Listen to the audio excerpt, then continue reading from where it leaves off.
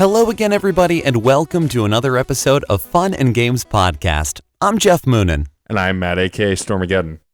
And this episode, we wanted to talk about a particular kind of game, a genre, but not really a genre because it doesn't really have a good name for it. The best people have come up with is Metroidvania, which is just a mashing up of two of the more well-known examples. Yeah, we haven't addressed a specific area of gaming in a while, and we thought it would be a fun time to come back to one of the topics we've been tossing around for a while. Both Geoff and I are huge fans of the aforementioned Metroidvania.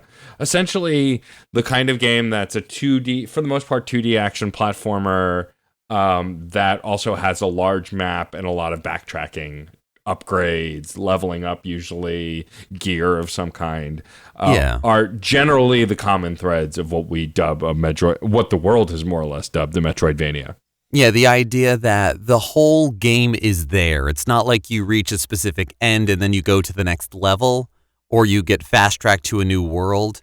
Everything is there. The only thing impeding you is abilities or roadblocks, and so you either unlock new skills or you learn new things about the game, and then you make your way there, which opens it up for sequence breaking, going out of the so-called intended order of areas in the game, which has made it very popular for speedrunners and a lot of fun for just people who want to try to blitz through a game super fast. Yeah, the namesake comes from, of course, two of the most famous games in the genre, Metroid and Castlevania. The most famous examples being Super Metroid and Castlevania Symphony of the Night. There are others within the series, but those are the two that really were the mainstays of this kind of game that then led the charge forward for other games both in those series and outside of those series. Yeah, the elements of those games that have bled into other designs. And it definitely feels as though there's a lot of games in the past few years that have kind of carried on the moniker of a Metroidvania or something like it. And I don't think it's quite as obnoxiously prevalent as the term roguelike or procedurally generated. Which, although there are some procedurally generated Metroidvanias, I'm looking at you, Rogue Legacy. Yeah, I was just going to bring that one up. A game that I absolutely love playing, but I also hate playing at the same time. Mostly because it's a skill check, and I am not great at these kinds of games. So, I can fail upward in Rogue Legacy, but you can only get so many upgrades before you actually have to start making progress and kill bosses to really make progress. But I do enjoy it. I think it's a fun game. I think the randomization of it is a lot of fun, but I much prefer something like a recent game that we've actually both been playing that came out only within this past month, actually, which is the incredible Bloodstained Ritual of the Night is the proper one's name? Yes, Bloodstained Ritual of the Night. Right. The first one was Curse of the Moon, which was the 8-bit one. Bloodstained Ritual of the Night, with which both Geoff and I were waiting for the Nintendo Switch versions, which have had some controversy surrounding them. But as of this recording, they've submitted the patch. We'll see what happens afterwards. Right. But it's a brand new game created by the guy who made Symphony of the Night. But it is not a Castlevania because of politics. But he made a brand new game, and it's something that Geoff and I had both been looking forward to for quite a long time because it, for all intents and purposes, is Castlevania without the word Castlevania in it. Oh, yeah. Well, even more than that. Koji Igarashi, the director of Castlevania Symphony of the Night and director of Bloodstained Ritual of the Night, that game it wasn't the first Castlevania game he worked on, but it was the first one that he got maybe he wasn't director, but he definitely had a big guiding hand on it, maybe producer or whichever.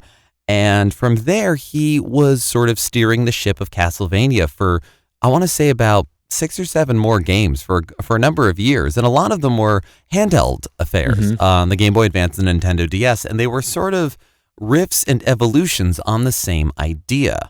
Rather, the idea of exploring the castle, but being a creature of chaos and taking on many forms. It's not the same exact castle, but stuff comes back and very fan servicey. But each new character brings new abilities and ideas. And some of them worked really well. And then you can't go back and use that again because it's specific to that character, but you have to continue with the Castlevania idea. And so what Bloodstained very much is kind of a a greatest hits collection of all of the good ideas or like big ideas that came out of 6 or 7 different games that Koji Igarashi put together while working for Konami. And then he just changed all the names and they're different enemies now. And, I mean, honestly, Dracula is a public domain character.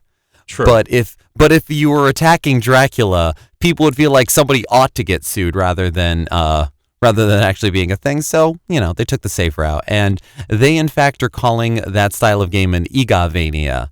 Because, well, when you create half the portmanteau there, I guess you can put your name on it sometimes. Yeah, I guess so, yeah. And Bloodstained is one of those games that was very anticipated because of the legacy behind it, but also because there had been other, and we've talked about this in our Kickstarter episode, there were other Kickstarter games that had legacy that had failed. And so there was high hopes for this one because it was of a generation of artists going to an independent place to try and make lightning in a bottle again, and it hadn't worked in the past, and so people were really hopeful for this one. And all around, it's gotten really good reviews, except the Nintendo Switch port, which has had graphical issues, loading problems, and a bunch of other things, which they are in the process of correcting. And while there was a lot of vitriol online, they did come forward and say they were going to work on it pretty quickly. Within 24 hours, they responded. And so while it wasn't ideal for the release, I am happy that they at least took responsibility for the shortcomings and are working to fix it. And for me personally, the graphical issues didn't impede me playing it, though I was nervous about trying to get into the game once I had it in my hands. The gameplay takes weight over the graphics, and so I was able to quite enjoy the game, though I will admit I've fallen out of it. I'll probably go back to it, but it suffers from some things that are, I'd say, issues with this style of game, especially the ones that were linked to Igarashi, is the idea that because you can explore and you can sequence break and that you have the freedom to roam, if you get to the final boss without having fully explored the castle, you can quote unquote beat the game. But what that really is a game over because you haven't found everything, so you don't get the true ending. And stuff like that tends to fall short with me. I did that. I got the game over ending and realized I had missed parts of the castle, which now I have to go explore, which is the fun of it. But it is a bummer to think you've reached the end, fight the big bad, and then get a game over. Yeah.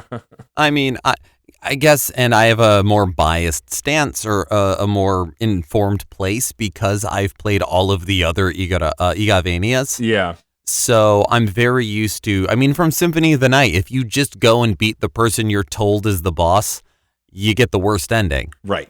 And this is in the vein of that. Right. And there's plenty of things that have come up throughout where I just kind of go, oh, well, that's a reference to, half the voice cast is straight up winks, nods, and references throughout. The original voice actor for Alucard is in the game.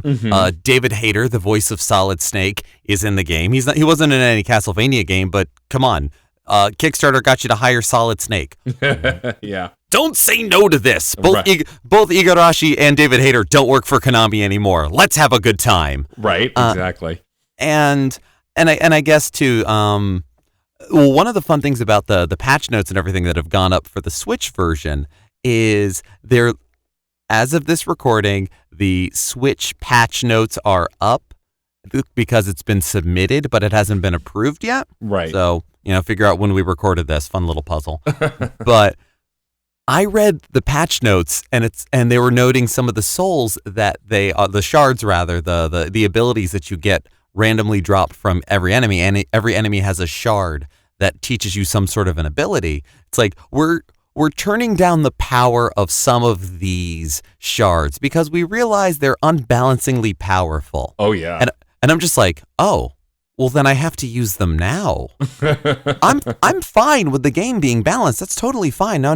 Like a sustainably enjoyable experience. But I have a random point right now where I can just break the game. Oh, I'm doing this. It was like, oh, we can't let you use that one anymore. I wasn't going to use it, but now I have to. Right. It's been great. No, yeah, the game as a whole I really dig, and I'm sure I'll go back to it. Also, it's the issue of an abundance of riches. I'm playing Marvel Ultimate Alliance 3 right now, and there are a bunch of other games that have come out that I really want to play. And so I haven't given up on Bloodstained, but I think because I hit a stopping point where I wasn't so hooked into it that I couldn't put it down, that I'm leaning into it so I can wait for the patch and go back. Oh yeah, I kickstarted Bloodstained. I waited for this. I tweeted my package when it arrived and everything. But there's so many games I want to play right now. There's stuff on my back burner. There's stuff coming out, and I'm just like, no, I am finishing this. I don't need to 100% it, but I'm finishing this. Yeah. But what I do love about Bloodstained, and what I do love about a lot of Metroidvanias in general, is the idea that whoever your hero character is, there are upgrades and different varieties of weapons that you can use, and you can find your favorites. My favorite thing about everyone, when talking about Symphony of the Night, of course, talks about Chrysogrim, the best sword in the game.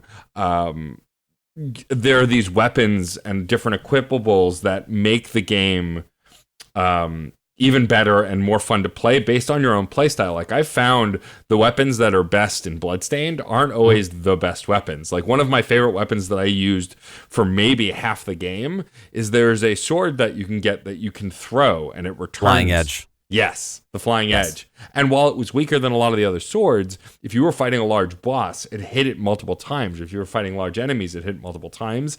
And so even though it was weaker than a lot of the other swords around that level, it was easier for me to use and utilize because I had a melee / ranged weapon that made the combat really interesting and diverse for how I wanted to play the game. And that's what's great about these kinds of games, is that there is a lot of customization to play style. There's not just one way to play them. Well, yeah, and that's the interesting thing about the design philosophies behind certain Metroidvania games, certain exploration-based adventure games, I suppose. And because whereas something like Bloodstained is very much about, we have a litany of weapons, so many different spells, abilities, basically loadouts of a character that you can give yourself, that, you know what, you can go at this in whatever fashion you want. And that is one form of allowing exploration.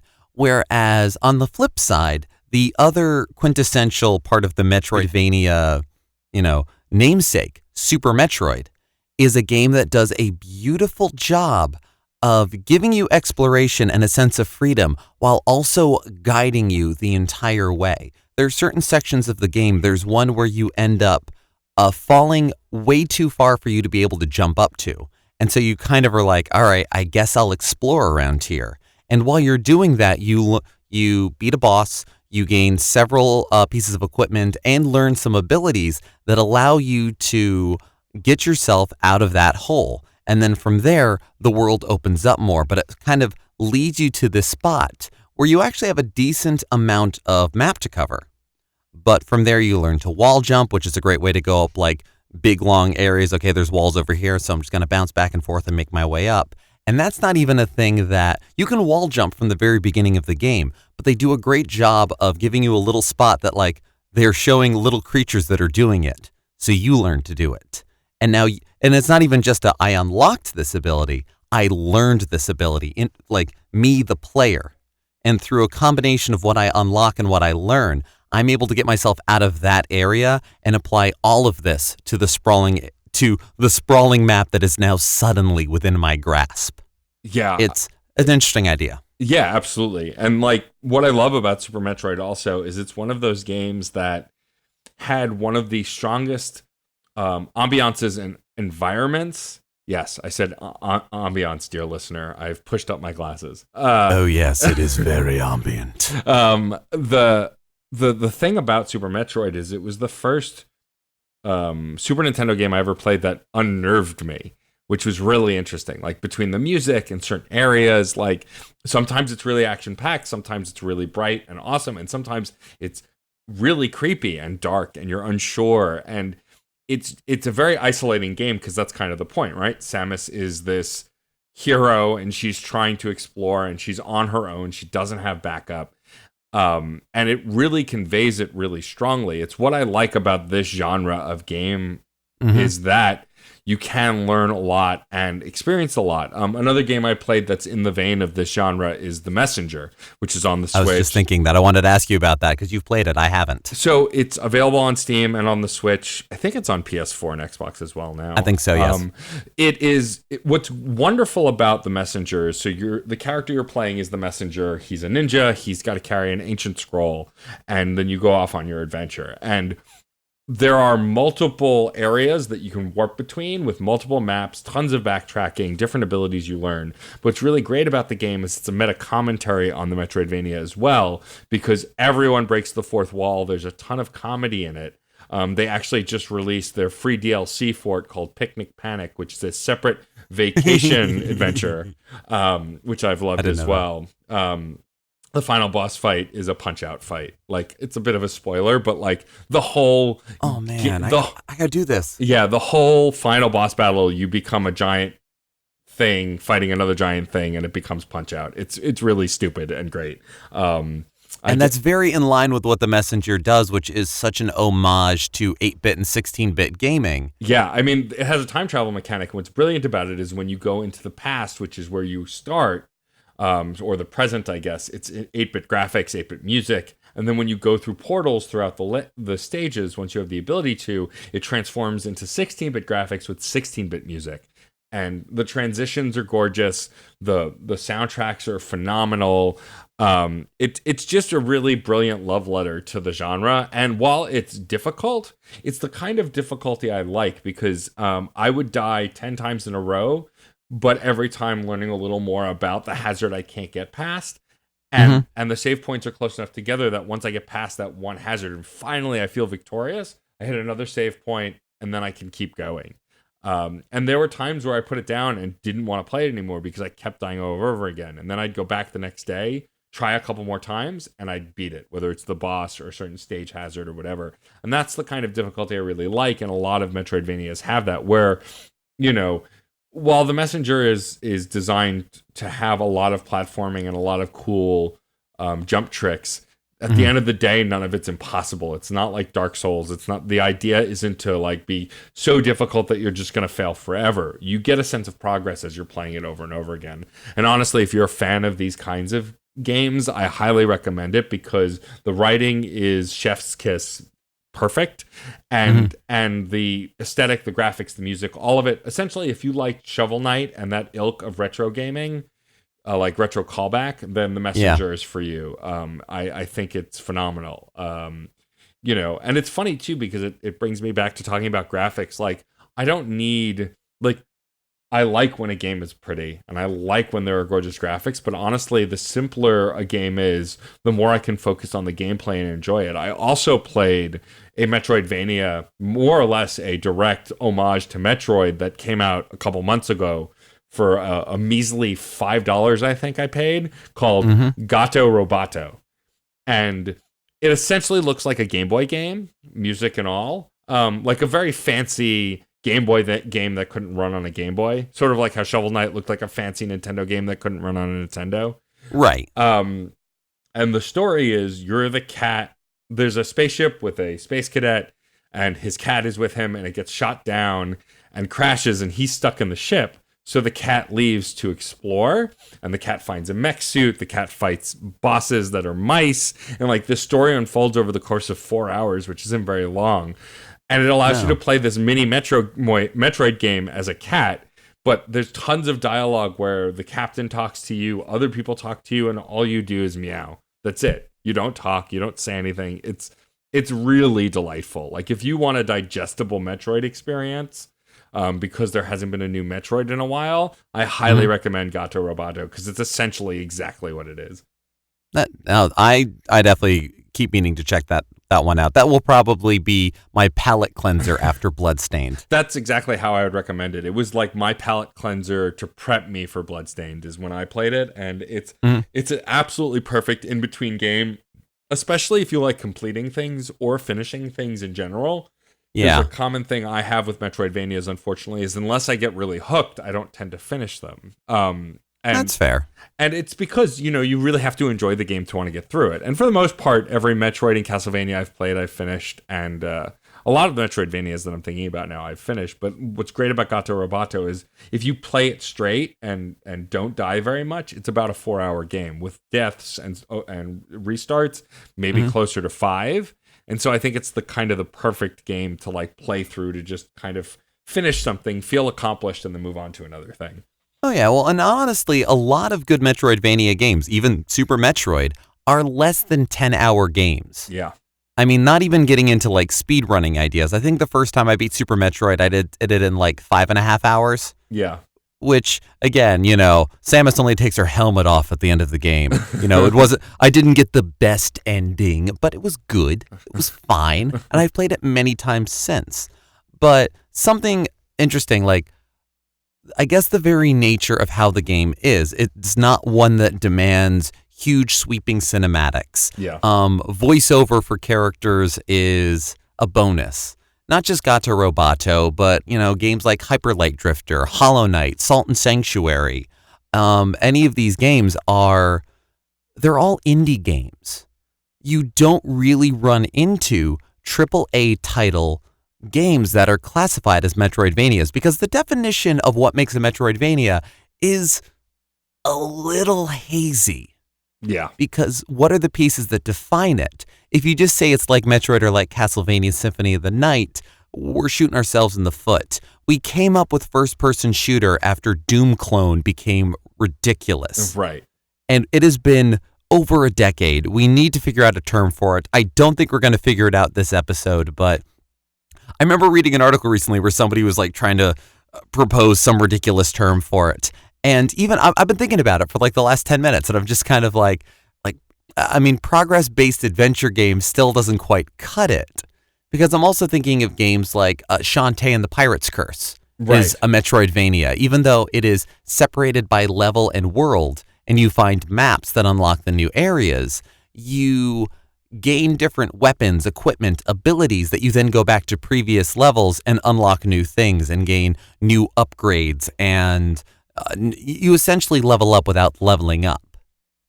And I'd say that qualifies it. Yeah, I mean, there's actually a website called Metroidvania.com, and, just briefly looking through it, there are tons of games that you wouldn't consider a Metroidvania, like the original Adventure on Atari or Zork or Donkey Kong. Right. But look at the games before the namesakes. Right. But it also has games like SteamWorld Dig and Guacamelee and The Messenger and Dead Cells, which all could be considered Metroidvanias as well because the term is kind of so loose. Like for me, I think, and it wasn't until the last few years that I realized that I think the 2D action adventure game, Metroidvania, whatever we're calling it at this point, is my favorite kind of game. I find the games that I devour the most ravenously are those style games. And I don't think it's because of necessarily the gameplay, although that's part of it. But I think it's because most of those games are designed to be on the shorter side. I think I have a thirst for 5 to 15 hour games more than I have for 40 or 50 hour games. I think I've hit a point in my life where I like finishing things. I like getting the sense of accomplishment, and long games are just drawn out. Like I started the new God of War on PS4. A friend of mine lent it to me, and it's a very good game. It's gorgeous. The story is interesting. The gameplay is really responsive. I really like it, but I haven't played it in months because I burned out on it. And because when I looked up how long it takes to beat the game, just because I was curious, I've got so much more to get through before I can do it. And I'm sure it would be a fun game to finish, and I'll probably go back to it at some point. But I'm looking for more concise experiences. By the way, if you guys don't know about howlongtobeat.com, I highly recommend it if you're just curious how long a game takes to complete, because they give you the finish. They give you a range. They give you a range. It's finish, mostly complete, and then complete. And it's like, you get a sense of the kind of investment, because at the end of the day, like any other media, these things take a lot of time. And I think for me, the reason I like Metroidvania so much is because I know the time commitment isn't super intense. I can step away from it and come back to it and not be completely lost. And it feels rewarding to finish. You know what I would almost call these games? What's that? Finite world games. Okay. Well, because there's a lot of open world RPG games now. Right. A lot of like explore everything, hunt everything down, climb every mountain, ford every stream. Whereas there's a lot of Metroidvania games that have level up mechanics, experience points, weapon trees, skill trees, crafting systems. Some have all of them. Yeah. Jeez. But because there's a sense of you are within the walls of this castle, you are stranded on this planet, you are going to these islands. It has when you take the wheels off, or when you take whatever, it is an open world game. It is what open world games grew from. You know, that notion of, I'm going to get over there somehow. I'm going to figure it out. Yeah. If I have to climb over this thing or capture that bison or jump on that robot or whatever it is. But you are within a finite space. And it's kind of I kind of like a finite world game. It's not catchy, but it's the best term I can think of that describes these sort of games. Yeah, I would agree. I think, and also to be clear, because we talked about 2D platformers before, I think the major distinction between this and something like Super Mario Brothers is it's non-arcade. Right. Super Mario Brothers, there's a beginning and an end for every stage. And while there are sometimes reasons in some of the versions of Super Mario Brothers to go back to a stage and do it again, find a secret, there's no reward beyond a different path. Whereas in the Metroidvania style 2D games, it's branching paths, but also new gear, new investment, new discoveries. Whereas Mario, you bring Yoshi to an earlier world. Right. Well, and Mario, it's more moment by moment, whereas I think Metroidvanias are more about the big picture. Like Shantae, which I recently played, thanks to you lending it to me, and I quite adored it, Half Genie Hero. The thing that I think makes it a Metroidvania is, even though you might be inclined to think it's more like Mario because it's stage to stage, there are branching paths, and when you get new abilities, there are reasons to go back to uncover more stuff. And there are abilities you can beat the game without ever getting too, or almost never getting. Oh yeah. And it's not like you lose out on, you don't necessarily get a bad ending because you didn't find every heart piece. Right. But the reality is, even though those games were mostly focused on platforming and beating baddies with not a ton of level progression, you could still increase your health and you could still get power-ups that would get you to new places, which I think is one of the defining characteristics of a Metroidvania. Yeah, and I feel I should further define my notion of non-arcade, because Mario has an arcade sense because it has a time limit to every level, and it has a life system, like extra lives. Right. A lot of Metroidvanias, I'm sure there are a few that use a life system, but more as a mechanic, like something like Rogue Legacy. Right. Where you die and then you build on it. But something like Mario, you fall in a pit, you've lost a life. You get 100 coins, you get a new life. Castlevania, one of the classic games, you stay in a level too long, there's actually a timer. And at the end of I've never timed out of a Castlevania level. If I'm sticking around, something kills me. But it's there. And those are built on the notion of sort of a coin op machine. Like Gauntlet, you explore a big dungeon, you do all these things. Gauntlet is a quarter muncher. It's an arcade game. It is, and I think those trappings of a game, like you wouldn't find there is no way that you can arcadeify, like coin-op game Metroid, and still have it be Metroid. You can have a Metroid spin-off that has arcade levels, more like a side-scrolling shooter game, or, I don't know, you're flying Samus's ship or something. Right. But the very nature of the exploration, the ambiance, and experience, it is a single life. Whether it's save points, password system, whatever it is, you've got what you've got. Yeah. And I think when we're talking about 2D platformers, when we're talking about your Marios, your Mega Man, even I would say Shovel Knight is more towards a 2D platformer than a Metroidvania, because you're picking stages and the stages are fairly isolated. And you do have sort of a life system. Right. And I think whereas most Metroidvanias, if you die, it's a game over and you go back to a save point or, whatever your last checkpoint was. Bringing it back to Bloodstained, and what's interesting about a modern take on something that's been around forever, like of course, there are graphical upgrades that come with it, which I can't wait to see once we have them on Switch. But you know, there's a ton of other interesting things that they chose to keep that they could have done more with. Like, the voice acting is very stilted and cheesy on Bloodstained, but there's no way that's an accident when you have people like David Hayter. It's definitely intentional. It's definitely very much so over theatrical and dramatic. Dramatized, yeah. Dramatic. Melodramatic. You know, like the character that David Hayter is portraying is like this Ronin kind of character who hates everybody and is always a jerk.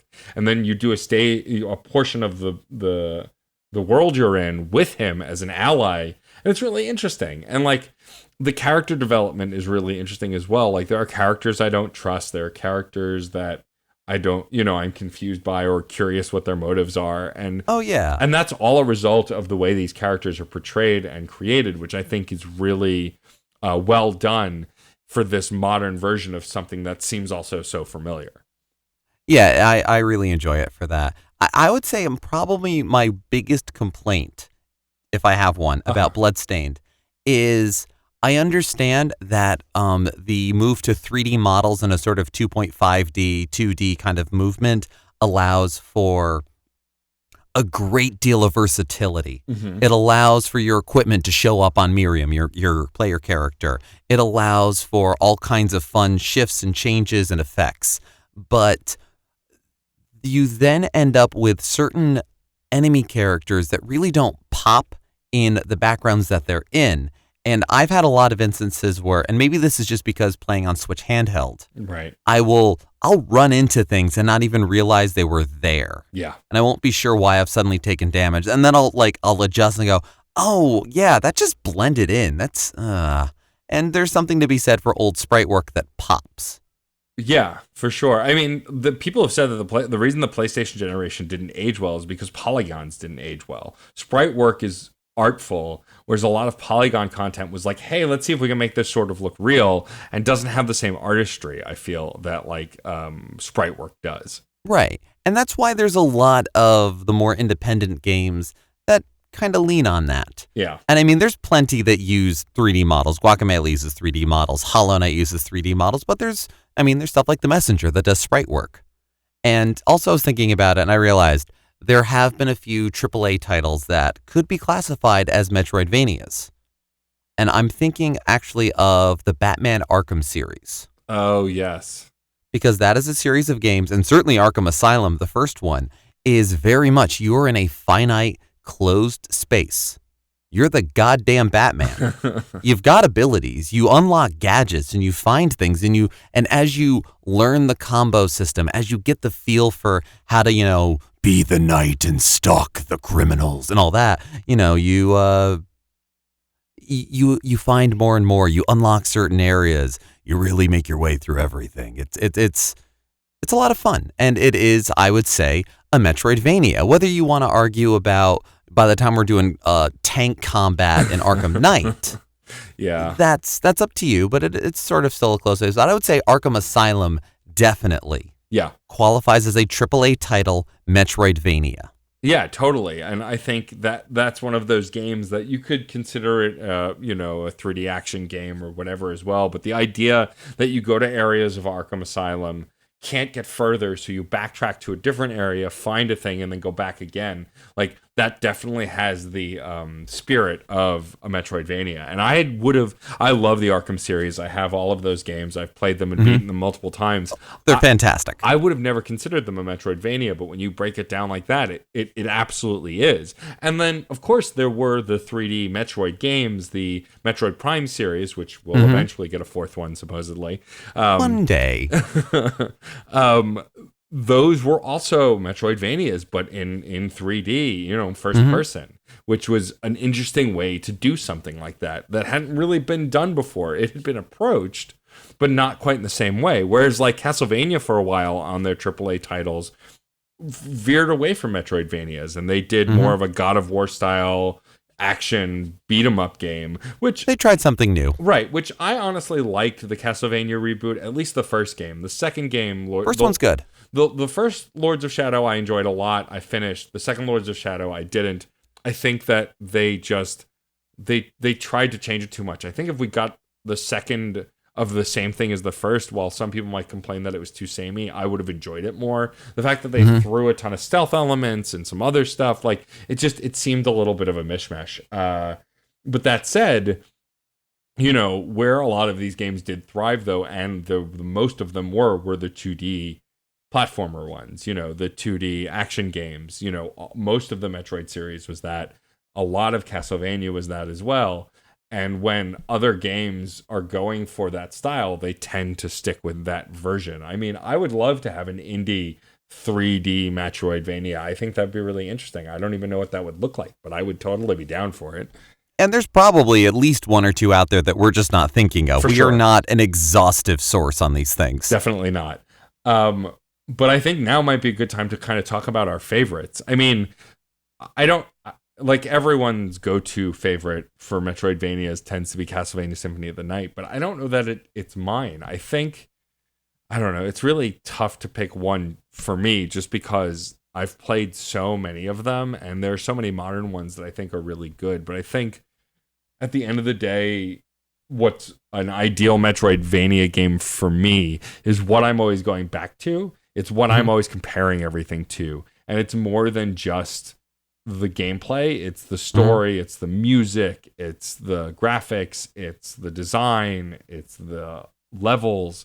But I'd have to say, for sure, my favorite Metroid game of all time, without a doubt, easily, is Metroid Fusion on the Game Boy Advanced.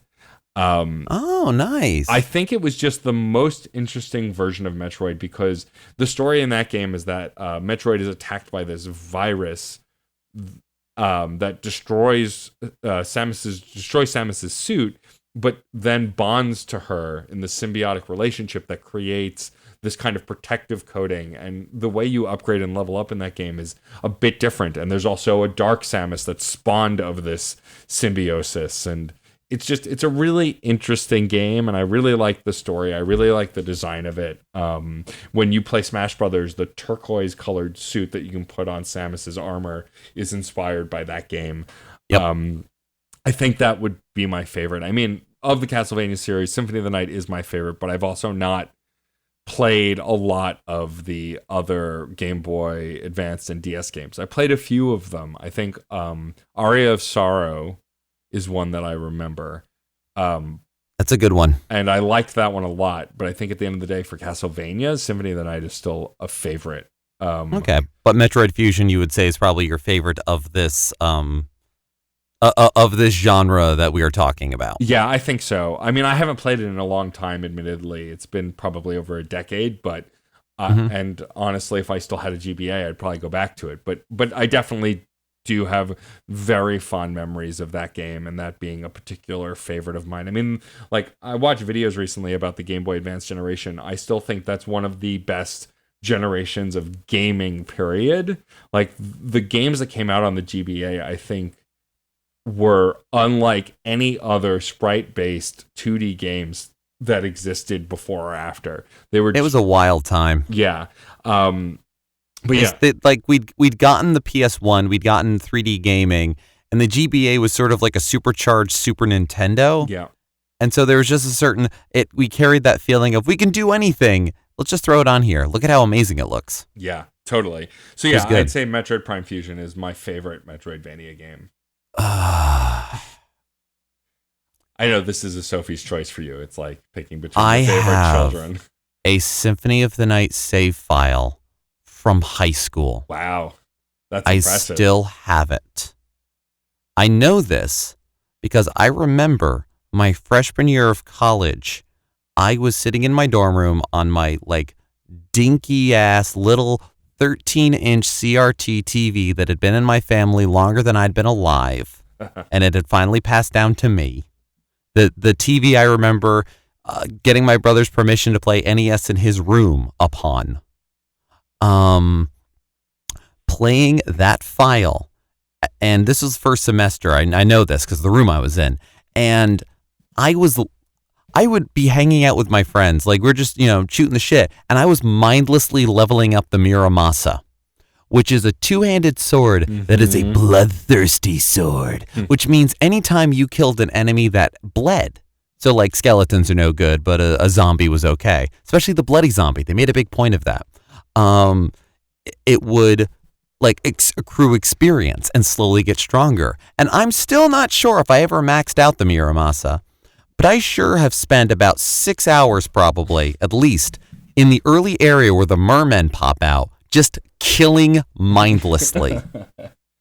I have 4 duplicators. Oh, jeez. Those were 500,000 gold. I have 4 of them. The goal is to get maximum amount of everything I can get. I am going to finish that file and then I will die. Or the world will end. Probably that first. And I remember annoying friends by turning the TV off and still managing to level up my familiars because I just had a button combination set up and a macro, and I was like essentially an organic macro. Like, I have so many strong memories attached to that game. So it is very difficult to divorce that from an objective opinion. And I just want to put that out there into the world to let you know while I think on this and say Aria of Sorrow is very fantastic. Like, the soul mechanic is so good. It is so good. The shard mechanic in Bloodstained comes from Aria of Sorrow and its direct sequel, Dawn of Sorrow, on the Nintendo DS.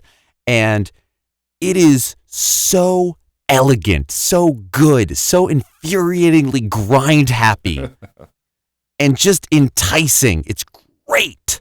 To the point where they were chasing it for several games and they couldn't quite, like the glyphs from Order of Ecclesia, by all accounts, which should be my favorite because it is very good. Like, it doesn't hold a candle to the soul mechanic. And shards do a great job of bringing it back. Like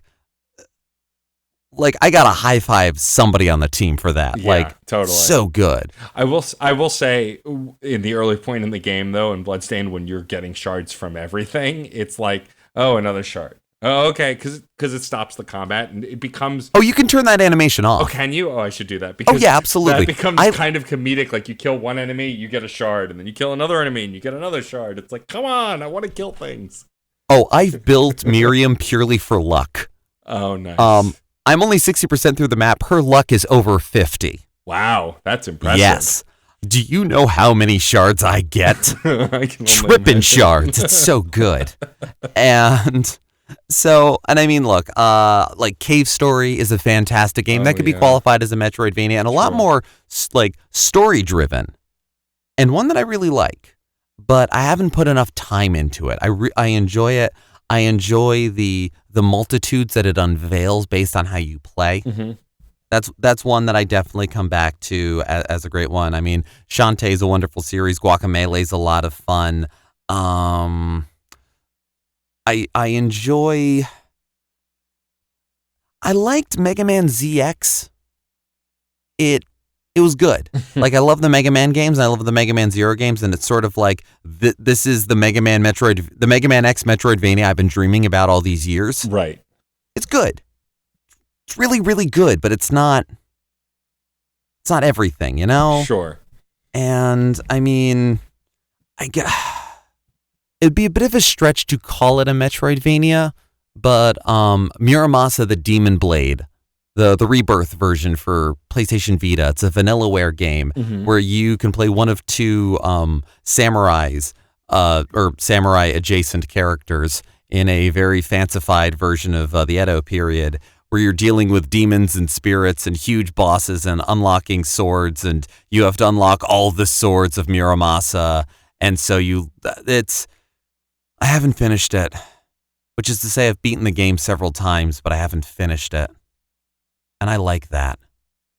That's something I like in a Metroidvania, when you can, even something like, I'm looking forward to playing Gato Roboto and finishing it and then wanting to play it all over again. Yeah, it's definitely that kind of game. It's that kind of game, and I like that in these games. I like the finite world because I know I can find all of it, and that means I need to do it. Like, oh, you can do everything. Well, fuck you. I don't want to now. I mean, sometimes I do. Sometimes it's very cool. But most of my time spent in Breath of the Wild has been annoying people by how many bugs I've caught. Yeah, that sounds about right. Yeah, that's me, folks.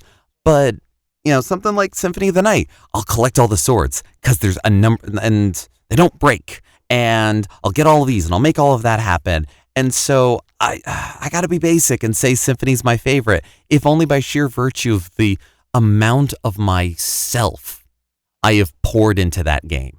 That's legit. And there are so many others, and I look forward to loving new ones and more. And Bloodstained is rapidly becoming a top for me.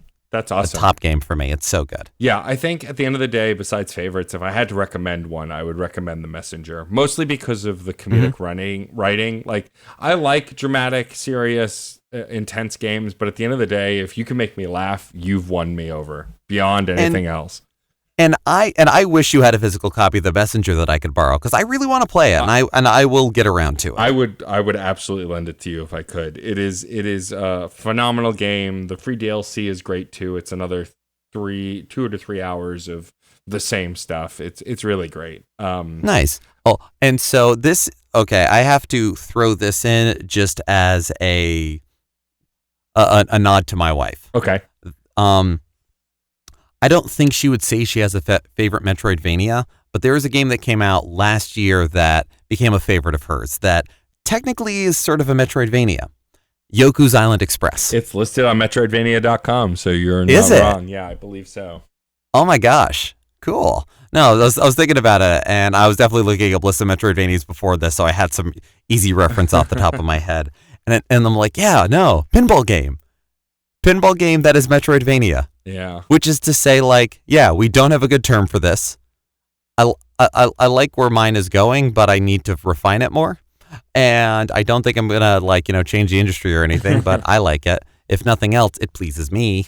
Sure, of course, totally. And I mean, at the end of the day, genres are bunk anyway. I mean, I used to say that on my music podcast all the time. Like, at the end of the day, they're signposts. You can describe things that you love in a myriad of ways. And at the end of the day, it's all shorthand for how to convey message among group, essentially.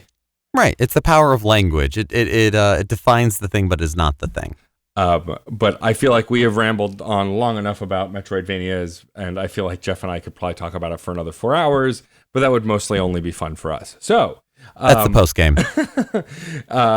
Again, we love hearing from you, y'all who listen. So please tell us your favorite Metroidvanias. I'm keen to know if we've missed some, because I'm sure we have. I mean, there are things beyond Metroid and Castlevania that fall into this genre, and we've covered a bunch. But please tell us what your favorites are, what ones that you might recommend. I know someone who swears up and down by the Guacamelee series, which is absolutely a Metroidvania. So please share with us your thoughts on the genre. Maybe if you're not into it at all, tell us why maybe you don't like Metroidvanias, because that's perfectly valid as well. But we love to hear from you, your thoughts, and to join in our conversation about video games. Yeah, like how do you define the genre? What are some games that you think fall into it that nobody really talks about? Is the original Legend of Zelda a Metroidvania? I don't know. Don't open that bag of worms. Oh, I'm opening it because this is a conversation. It is. That's true. Thank you for being part of it. I'm Geoff Moonen. And I am Matt, a.k.a. Stormageddon. And happy gaming.